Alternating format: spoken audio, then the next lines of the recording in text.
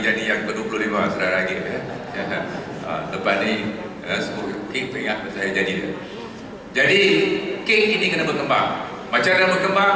Kita ada EPU, kita ada Kementerian Kewangan, kita ada BT, semua kami bekerja siang dan malam untuk pastikan bahawa negara kita berkembang. Kita ada Tan Sri Ahmad Kampiah ya, menguruskan salah sebuah daripada unit trust yang terbesar dalam dunia. Ada projek warisan merdeka apa? Menara warisan 5 billion ringgit semuanya sekali umpamanya yang akan mencetuskan pembangunan baru di sekitar Stadium Merdeka ya. Maka ini semua adalah untuk pastikan ekonomi berkembang ya, dengan adanya pembinaan. Sekarang kita buat MRT ya, Bangunan Mantri pun kita bina baru ya, Putrajaya banyak kemajuan. Ini semua untuk pastikan negara kita berkembang di economic growth melalui beberapa sektor. Sekarang ini umpamanya ada pameran oil and gas OTC di KLCC yang terbesar ya. Kira-kira 20,000 peserta, half of them from overseas, 50%, 10,000 dari luar negara datang kena CEO oil and gas companies, ramai syarikat Bumiputera terlibat dalam bidang oil and gas. Ini semua usaha kerajaan. Saya puasa ada meeting Maida, kita promosikan pelaburan, perdagangan. Ini semua usaha kerajaan untuk pastikan ekonomi ini berkembang ya, negara kita berkembang. Jadi yang pertama, kita nak wujudkan persekitaran yang baik. Yang kedua, nak pastikan negara kita terus maju. Kalau kita statik tak maju, maka tidak ada peluang. Jadi peluang-peluang ini akan datang sekiranya ekonomi kita berkembang. Oil and gas sector berkembang dengan baik. Tahun lepas pertambahan dan pengeluaran oil kita, ya, kita nak laksanakan di Pengerang 20 bilion US dollars pelaburan. Ini adalah peluang-peluang yang usahawan muda Bumiputera harus mengetahuinya. Alhamdulillah, dalam sektor oil and gas kita dapati bahawa penglibatan Bumiputera okey. Boleh kita tingkatkan lagi, tetapi kita berbangga kerana ada beberapa buah syarikat Bumiputera, termasuk kecil. Saya melawat beberapa pameran ya di oil and gas bersama dengan Datuk Dr. Wong dan lain-lain, Maida ya, dan Petronas.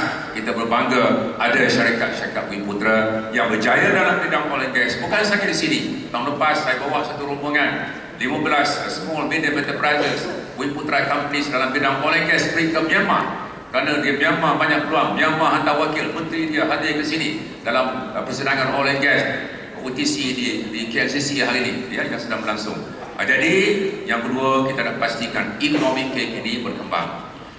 Yang ketiga yang penting, tak guna kalau kita berkembang tetapi agihannya timpang ataupun distributionnya tak adil. Maka menjadi salah satu tunjang dasar-dasar negara kita ialah untuk pastikan bahawa kita ada inclusive growth. Maknanya dinikmati oleh berbagai pihak. Sabah Sarawak, kita tahu rakan-rakan kita Sabah jauh di belakang. Kalau saya cakap kepada menteri-menteri di Sarawak, pegawai tinggi kerajaan di Sarawak, maka mereka menyatakan harus ada agenda khusus untuk anak muda di Sabah Sarawak. Ya, tak guna kita menjadi satu negara maju tetapi ramai yang tertinggal di belakang. Kita kena tanya, okey, Petronas berkembang, okey, negara kita berkembang dari segi ekonominya, okey, dari segi persekitarannya kita telah wujudkan satu persekitaran perniagaan yang baik. Tetapi kalau tidak dinikmati oleh ramai orang, kalau segelintir saja menikmatinya, maka negara kita tidak akan selamat.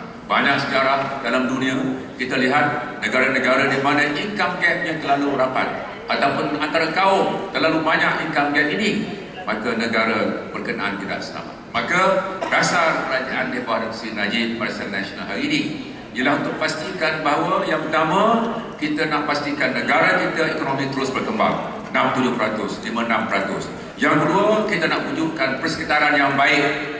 Yang tiga, kita nak pastikan bahawa setiap rakyat Malaysia, walaupun tidak setiap, kebanyakan rakyat Malaysia ini ya, dapat menikmati kemajuan. Inilah sebabnya diadakan Kongres Usahawan Muda Bumiputera untuk pastikan Bumiputera juga dapat seiring dengan rakan-rakan kita yang lain, untuk pastikan mereka dapat masuki arus perdana dunia perniagaan, untuk pastikan mereka tidak tertinggal di belakang. Maka saya ucapkan tahniah kepada Saudara Agil dan semua di depan saya ini, dan semua jabatan agensi yang telah membantu, termasuk NGO, badan-badan perniagaan yang telah membantu MITI dan rakan-rakan kami untuk pastikan bahawa kongres ini berjaya. Saya fahamkan tadi agenda tersebut ada booth 220 saja kerajaan, yang lain semua swasta. Alhamdulillah, SME Corp dan Madrid sudah mengaturkan beberapa business matching session, lebih 80 dah dengan hypermarkets, ya, untuk bolehkan kita mendapat peluang-peluang daripada hypermarket dalam negara kita, dan lebih banyak lagi business matching akan diusahakan oleh Dato' Hafsah. Ini antara contoh. Kita ada PNB, di bawah PNB ada PUNB umpamanya, ya, yang banyak membantu usahawan.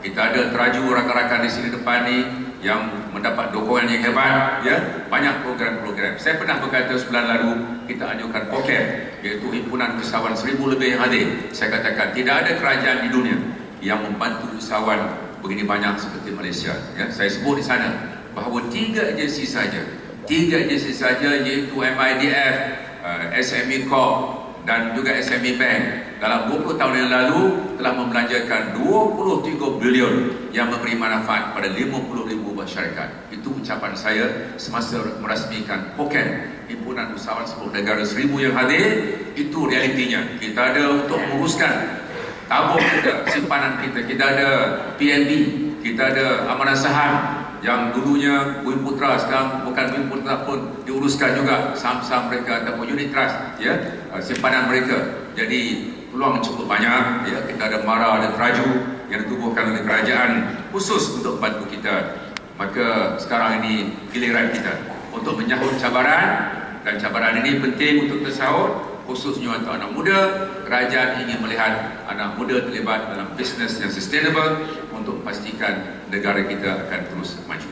Jadi sekalian, saya kena bengkas ke Parlimen, tapi saya berjanji hari Sabtu datang lagi. Hari Sabtu datang pagi-pagi, breakfast, bangun pagi-pagi, jangan bangun lambat, ya. Perdana Menteri pukul 11, pukul 9 kita nak go through the roadmap, tapi saya akan datang ke sini untuk bersama dengan anda sekalian, minum pagi dan berdialog, ya. Kalau ikut program besok saya datang, tetapi oleh hal-hal tak dapat dielakkan, insya-Allah saya akan ke sini 3 kali. Pagi ni sekejap, ya, hari Sabtu pagi, dan seterusnya pukul 11 bersama Yang Amat Berhormat Perdana Menteri dan 2,000 usahawan muda. Hari ini 1,000, nak tambah 2 kali ganda, boleh? Boleh, ya. Terima kasih banyak.